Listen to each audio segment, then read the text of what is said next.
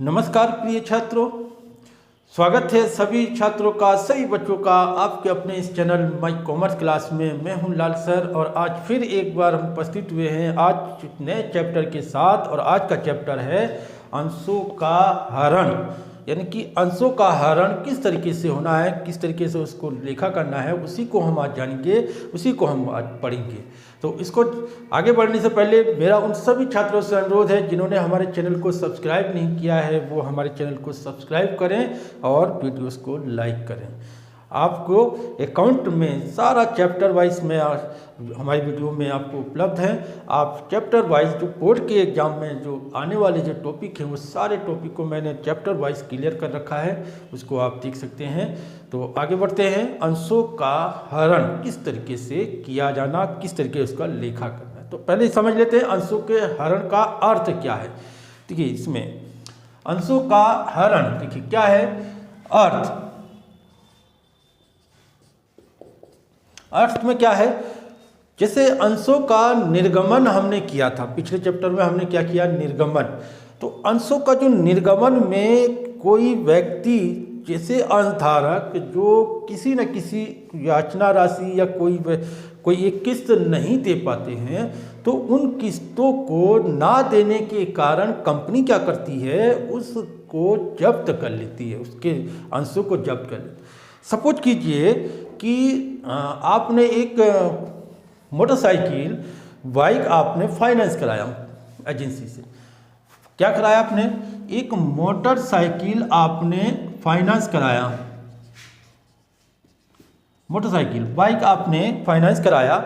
Suppose कि उसको आपने 10 किस्तों में, 10 इंस्टॉलमेंट में या 5 किस्तों में आपने जो आधा नगद दे दिया, कुछ नगद दिया, कुछ के लिए आपके पास पैसे कम थे तो आपने कहा इसको मैं किस्तों में दे दूंगा। मान लीजिए 1 लाख की बाइक आपने बाइक खरीदा, जिसमें से 50,000 का आपने नगद दे दिया, कैश दे दिया, बाकी 50,000 के लिए आपने क्या कर दिया, 10 किस्तों में 10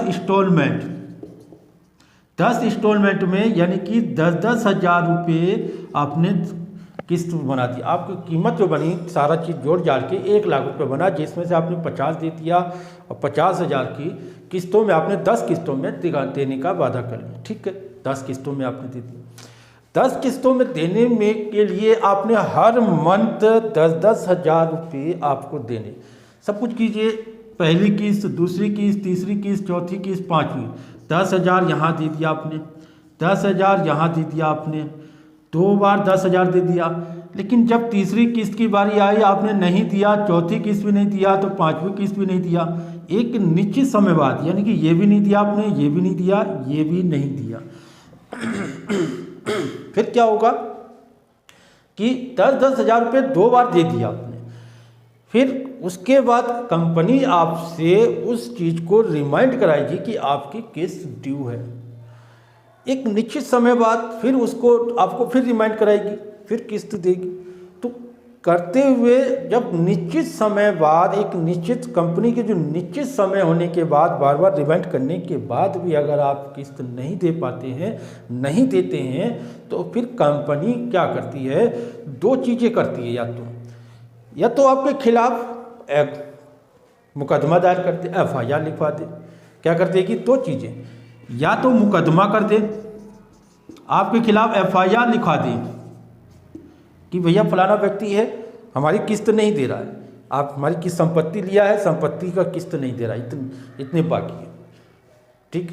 तो दूसरी विधि है संपत्ति जब्त करना। संपत्ति जब्त करना क्या हो जाएगा, संपत्ति को जब्त करना। ठीक। तो इस 2 विधि में कंपनी को पहली विधि उचित नहीं लगी, क्योंकि उसमें मुकदमेबाजी में खर्चे बहुत होंगे। भैया PC में जाना है, फिर कंपनी की तरफ से आएगा, आपकी तरफ से आएगा, नोटिस भेजना है, सब वकील को खर्चा देना, सारी क्रियाविधि करने में बहुत समय भी लग जाएगा और खर्च भी होगा। तो कंपनी क्या करेगी, पहली विधि को एक तरफ हटा देगी। दूसरी विधि जो है ये चीज़ उचित लगेगा, क्योंकि कंपनी क्या करेगी, भैया तूने किस्त नहीं दिया, संपत्ति हमारी वापस दो। क्लियर हो गया। संपत्ति को यानी कि जो बाइक है उसको जब्त कर लेगी। उसको जब्त करने के साथ साथ जो आपकी जो जमा राशि है, ये जो जमा राशि है इसको भी कंपनी जब्त कर लेगी, ये भी आपको वापस नहीं करेगी। दोनों चीज जब्त हो गया। क्या जब्त हुआ? आपका जो पैसा जमा है कंपनी ने वो भी वापस नहीं किया, प्लस संपत्ति जो आपकी मोटरसाइकिल है, बाइक है, संपत्ति है, वो भी कंपनी ने जब्त कर दिया। तो इसी को कहते हैं जब्तीकरण, एक तरह से हरण करना, संपत्ति का हरण और जमा की राशि का भी हरण करना। तो इसी को कहा गया। अंशों में भी यही चीज है। कंपनी क्या करती है कि सपोज कीजिए कि अगर कंपनी 4 बार में मांगती है, कितनी बार मांगेगी? एप्लीकेशन, अलॉटमेंट, फर्स्ट कॉल और सेकंड कॉल। भैया 4 बार में मांगा। 10 रुपये के शेयर है, 2 रुपये यहाँ दिया, 3 रुपये यहाँ, 3 रुपये यहाँ, 2 रुपये यहाँ मांगती है। कंपनी ने 500 अंश, कंपनी ने एक अंशधारक को 500 शेयर अलॉट किए। 500 शेयर अलॉट करने के बाद व्यक्ति ने क्या करा कि ये वाला पैसा 5 दूनी 10, 1000 रुपये यहाँ दे दिया, 5 दिया 1500 यहाँ दे दिया, लेकिन ये पैसा 5 दिया 1500 यहाँ नहीं दिया, प्लस ये भी नहीं दे रहा। तो दोनों किस्त पैसा नहीं दिया, तो ये दोनों पैसा 1500 प्लस 1000 2500 रुपये, ये 2500 रुपये कंपनी क्या कर लेगी? इस पैसे को जब्त कर लेगी, यानी जब्तीकरण करेगी और इसको भी जब्त कर लेगी। भैया आपके शेयर भी जब्त हो गए, प्लस आपके पैसे भी जब्त हो गए। तो अंश हरण क्या हो गया? फिर यही अंशों का हरण हुआ। हरण क्या हुआ? अंशधारक द्वारा जब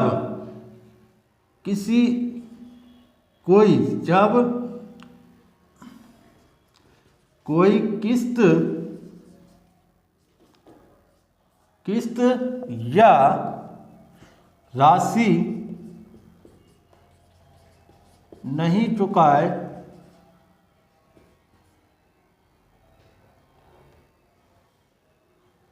यहाँ पर हम क्या करते हैं? नहीं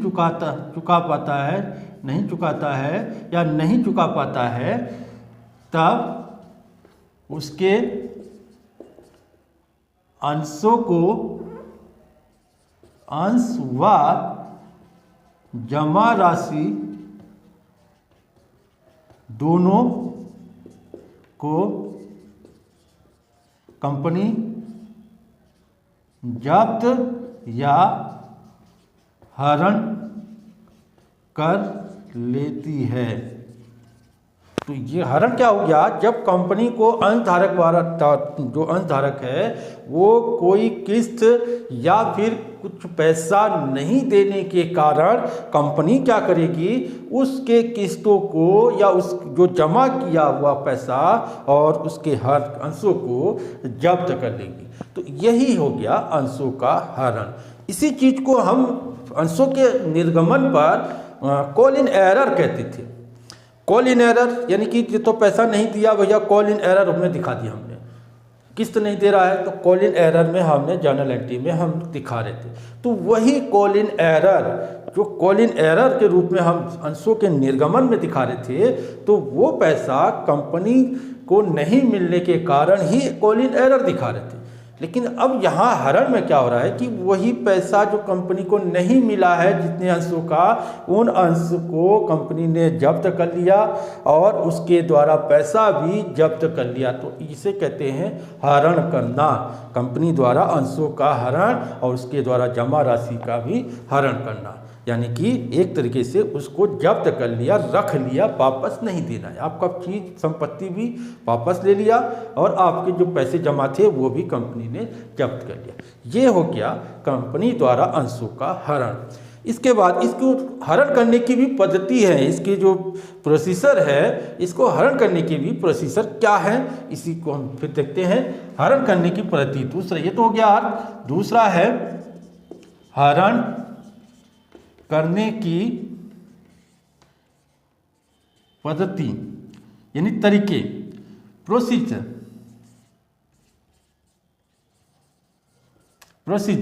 यानी कि प्रोसीजर क्या है? हरण करने की जो प्रोसीजर है, पद्धति है, वो किस तरीके से है।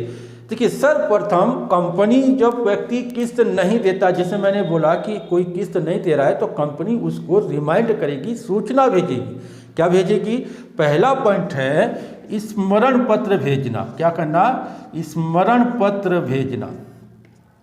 पहला पॉइंट है कंपनी उस व्यक्ति को, जो कंपनी के अंशधारक जिसने किस्त नहीं दिया है, उसको स्मरण पत्र भेजेगी कि आपकी किस्त इतनी ड्यू है, कृपया करके इतनी किस्त ब्याज के साथ जमा करें। किस्त प्लस ब्याज के साथ, यहाँ क्या हो गया? किस्त प्लस ब्याज, यानी कि ड्यू किस्त कह लेंगे यहाँ पर,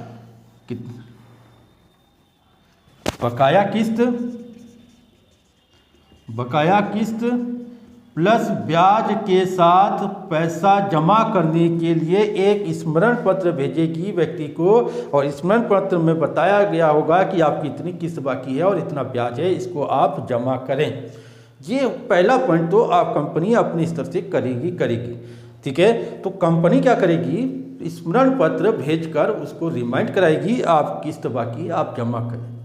ठीक है, दूसरा, पहला किस्त भेज दिया, दूसरा पॉइंट है आदत या बकाया राशि की गणना। बकाया राशि की गणना। तो बकाया राशि की गणना के लिए तो यहाँ पर जैसे किस्त में बकाया राशि के लिए, जैसे कोई व्यक्ति जब कंपनी क्या करती है कि फिर जब स्मरण पत्र भेजती है, उसके बाद कंपनी बकाया राशि को, जो बकाए हैं, जितने पैसे कंपनी के बकाए हैं, उस बकाए की एक सूची बनाएगी, बकाया राशि की सूची बनाएगी। कितने लोगों के बकाया पैसे हैं, कितने शेयरधारक हैं ऐसे जिन्होंने अभी तक उस कंपनी को पैसा नहीं दिया है, कंपनी को क्या पैसा नहीं दिया, तो उन अंशधारकों की क्या करेगी? बकाया आदत राशि की गणना या सूची बनाना। क्या करना? सूची बनाना। एक सूची बना देगी, इतने लोग हैं, इतने लोगों ने अंशों का पैसा नहीं दिया है, फिर उस तो पैसे को कंपनी एक सूची बना लेगी, और सूची तैयार करने के लिए उस अंशधारकों को, फिर जितने अंशधारक हैं उनको फिर करेगी एक लास्ट वार्निंग करेगी, अंतिम चेतावनी देगी। क्या करेगी? लास्ट वार्निंग देगी कि भैया अभी तक आपका इतना पैसा नहीं है, अगले 14 दिन के अंदर आप इतने पैसे को जमा कीजिए। एक लिमिट दे दी जाएगी। तो ये क्या है? कंपनी की धारा, जो इसमें कंपनी कहती है कि आपकी जो बकाया राशि है, उस पैसे को कंपनी क्या करेगी? 14 दिन के अंदर आपको वापस देने। कितने दिन के अंदर? अंतिम चेतावनी में क्या करेगी? 14 दिन में वापस जमा करने की। देखिए यहाँ पर थोड़ा सा साफ कर देता हूँ, मिटा देता हूँ।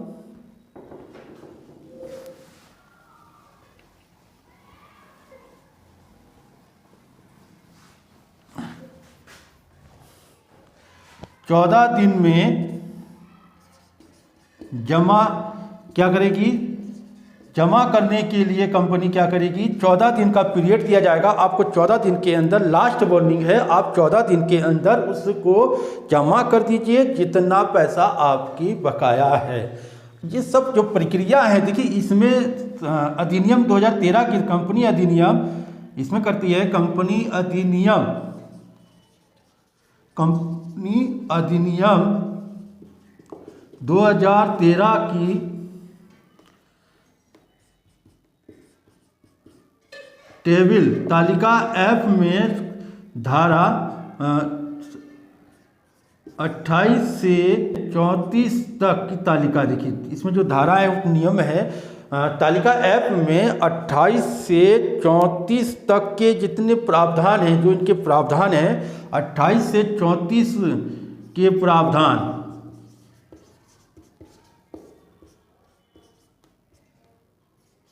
28 से 34 के जो बीच में जो प्रावधान है तालिका ऐप में कंपनी अधिनियम में जो अंशों के हरण से संबंधित है उनके बारे में एक विवरण है, किस तरीके से हरण करेगी। ठीक है बच्चों, तो अब यहाँ पर तीसरा पॉइंट था अंतिम चेतावनी 14 दिन में जमा करना।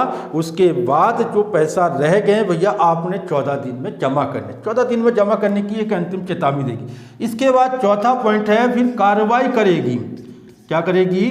जब फिर भी नहीं देता है व्यक्ति, 14 दिन का समय देने के बाद भी पैसा अगर जमा नहीं करता है तो कंपनी क्या करेगी? उन अंशधारकों पर कार्रवाई करेगी।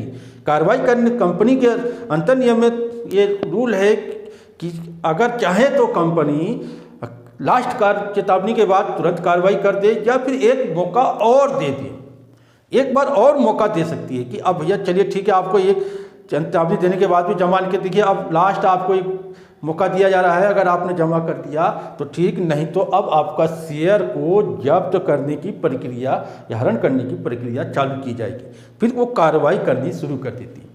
कार्रवाई करने के बाद पांचवा बैठक है कि संचालन मंडल की बैठक।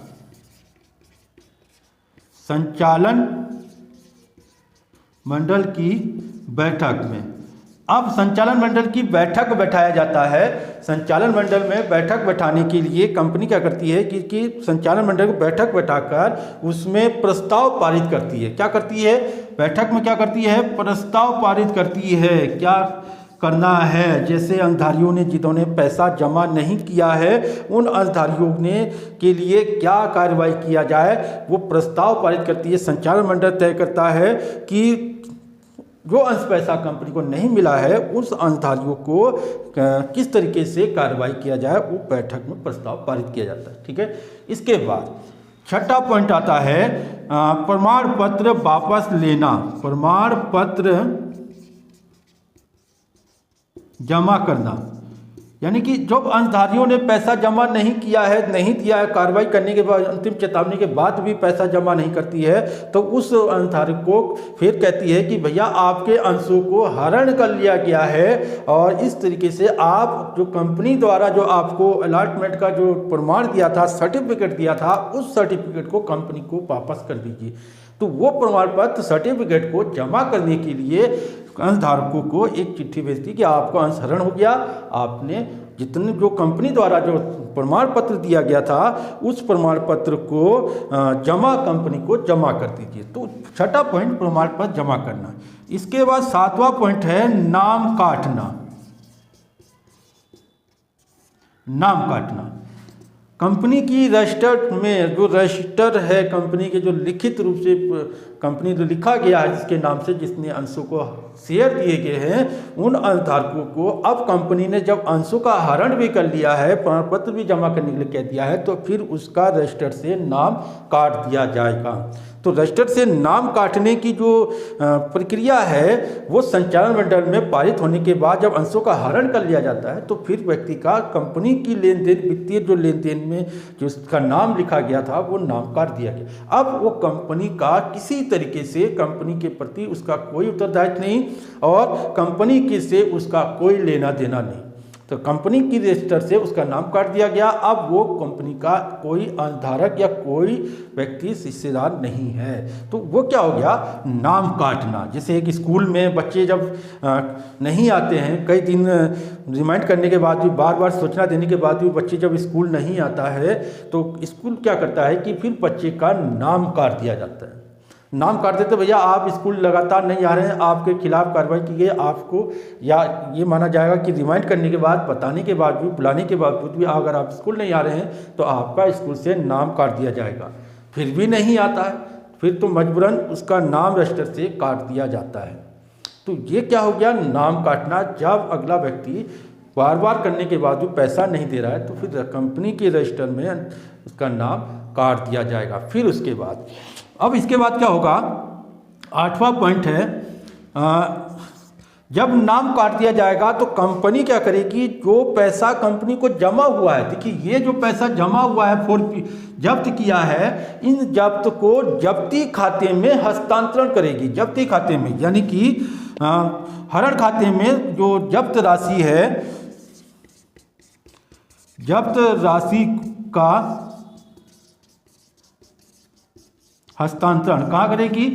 जब्ती खाता यानी कि फोरपीचेस, क्या हो जाएगा? फोरपीचेस अकाउंट, फोरफिटेड अकाउंट में ट्रांसफर कर देगी। क्या करेगी? फोरफिटेड अकाउंट, फोरपीचेस अकाउंट में जब्त पैसे को ट्रांसफर कर देगी, हस्तांतरण कर देगी। हस्तांतरण करने के बाद फिर कंपनी लास्ट में क्या करेगी? लिखित घोषणा कर देगी। 9वां पॉइंट है लिखित घोषणा, लिखित घोषणा कर देगी। कंपनी क्या करेगी? लिखित घोषणा, लिखित घोषणा। अब कंपनी ने लास्ट सब कुछ प्रक्रिया अपनाने के बाद कंपनी लास्ट में एक लिखित घोषणा करेगी कि अब इस व्यक्ति का कंपनी से कोई लेना देना नहीं है, अब ये कंपनी का व्यक्ति कंपनी का अंशधारक नहीं है। तो कंपनी ने क्या करा? अब लिखित रूप से घोषणा कर दिया, फलाना व्यक्ति, वो व्यक्ति जिसने कंपनी के साथ जो शेयर का लेन देन कर रहा था, उसकी किस्त बकाया रहने के कारण उसका नाम काट दिया गया है, उसके पैसे जब्त कर लिए गए, अंशों को हरण कर लिया गया है। अब उस व्यक्ति का कंपनी से कोई लेना देना नहीं है। तो ये क्या हो गया? सत्य प्रक्रिया हो गई, प्रोसीजर हो गया कि पहले स्मरण पत्र भेजेगी, फिर उसके बाद अदद बकाया राशि की गणना या सूची बनाएगी, कितने शेयर बाकी हैं, कितने शेयर को पैसा है। फिर अंतिम चेतावनी, उसको 14 दिन का और एक समय दिया जाएगा कि भैया 14 दिन के समय के अंदर आप अपनी किस्त का भुगतान करिए। फिर उसके बाद उस पर कार्रवाई करेगी। कार्रवाई करने से पहले चाहे तो वो एक मौका और दे सकती है, वो एक मौका और दे देगी। फिर संचालन मंडल की बैठक होगी, प्रस्ताव पारित किए जाएंगे उसमें, जिसमें ये तय होगा कि हाँ भैया फलाने व्यक्ति का पैसा जमा नहीं है तो उस व्यक्ति के अंशों को हरण कर लिया जाए, उसके पैसे को जब्त कर लिया जाए और बाकी कार्रवाई करना। फिर प्रमाण पत्र जमा करने के लिए उस व्यक्ति को जिसको प्रमाण पत्र दिया गया है, जो शेयर धारक था, उसको कहा जाएगा कि आपके अंशों को हरण कर लिया गया है, आप अपने अंशों के जो प्रमाण हैं वो कंपनी को जमा कर दीजिए। फिर क्या है? फिर कंपनी क्या करेगी? उस व्यक्ति का कंपनी के रजिस्टर से नाम काट दिया जाएगा। फिर जब्त राशि का हस्तांतरण, यानी कि जो पैसा जब्त हुआ है उसके बाद कंपनी क्या करेगी? उस जब्त राशि को फोरपीचेस अकाउंट में ट्रांसफर कर देगी, वहाँ पर हस्तांतरण कर देगी। फिर लास्ट में कंपनी करेगी लिखित घोषणा कि हाँ फलाना व्यक्ति अब इस कंपनी जिसके पास इतने शेयर थे उसकी इतने पैसे बाकी हैं, अब वो बकाया पैसा ना देने के कारण कंपनी क्या करेगी? उसको जब्त कर लिया है। अब इस व्यक्ति का लेन देन कंपनी के साथ कोई भी तरीके से नहीं है। ठीक है बच्चों, तो अब मैंने यही बोला था कि कंपनी, देखिए, दो तरीके से कार्रवाई कर सकती है। दो तरीके से मैंने ये बोला था कि या तो मुकदमा कर दे बकाया पैसे के लिए, मुकदमा कर दे, या फिर जब्तीकरण कर दे, जब्तीकरण। दोनों में से एक कार्रवाई करेगी, या तो मुकदमा या तो जब्तीकरण। तो मुकदमेबाजी तो कंपनी, पहले वाला जो पॉइंट है वो तो कंपनी नहीं करेगी। क्यों? क्योंकि उसमें मैंने बोला कि कई तरीके की उसमें परेशानियां हैं, कई वकीलों को करना, हायर करना वकीलों को, कोर्ट में लड़ना, वो कब फैसला होगा, कब तक होगा, कब नहीं चलेगा, कब तक, उसका कोई डेट नहीं। उसमें क्या है? कंपनी का समय भी बर्बाद होगा, खर्चे भी बढ़ेंगे, तो कंपनी की पूंजी में से पूंजी की घटोती भी होगी। तो ये सब क्या है? कंपनी इस सब को करने से अच्छा है कंपनी जब्तीकरण का रास्ता अपना ले। भैया आपके पैसे इतने बाकी है, दे रहे हो तो ठीक है, नहीं दे रहे हो तो आपका पैसा जितना जमा है वो भी जमा है, और प्लस जो आपके जो शेयर, जो कंपनी की जो संपत्ति है वो भी कंपनी उठा लेगी। ठीक है, आपने इतने दिन में नहीं दिया तो आपको मौका दिया जा रहा है, लास्ट वार्निंग है। फिर उसके बाद भी नहीं देता है तो फिर कंपनी चाहे तो उसके अधिकार है कि आप इस कंपनी के संपत्ति को जब्त कर सकती है और आपके जमा पैसे को भी जब्त कर लेगी। फिर वो आपको पैसा वापस नहीं देगी और ना आपका संपत्ति आपको लौटाएगी, क्योंकि आप बकायेदार हैं कंपनी के। तो यहाँ कंपनी को अधिकार है। तो ऐसी कंडीशन में बार बार रिमाइंड करने के बाद भी जब आप नहीं देते हैं तो कंपनी अधिकार है, आप संपत्ति भी रख लेगी और पैसा भी जब्त कर लेगी। फिर उसके लिए आप कंपनी के साथ कोई कार्रवाई नहीं कर सकते, कोई मुकदमेबाजी नहीं कर सकते, कि कंपनी आपको बार बार रिमाइंड कर रही है। आप संपत्ति का उपभोग कर रहे हैं, संपत्ति की प्रयोग कर रहे हैं, तो वो क्या करेगी? कंपनी अपने अधिकार का प्रयोग करेगी। तो मुकदमेबाजी से अच्छा है जब्तीकरण की प्रक्रिया अपनाना। और जब्तीकरण प्रक्रिया अपनाने के लिए कंपनी ये विधियाँ अपनाएगी, प्रोसीजर करेगी, स्मरण पत्र देगी, बकाया राशि सूचना, अंतिम चेतावनी, कार्रवाई करेगी, संचय बैठक प्रस्ताव पारित करेगी, प्रमाण पत्र जमा करने के लिए कहेगी, नाम काट दिया जाएगा, फिर जब्त राशि जो पैसा जब्त हुआ उसको फॉरफीचर्स अकाउंट में ट्रांसफर कर दिया जाएगा। लास्ट में लिखित घोषणा करेगी कि हाँ भैया अब ये व्यक्ति से कंपनी का कोई लेन देन नहीं है, ये कंपनी का अंशधारक नहीं है।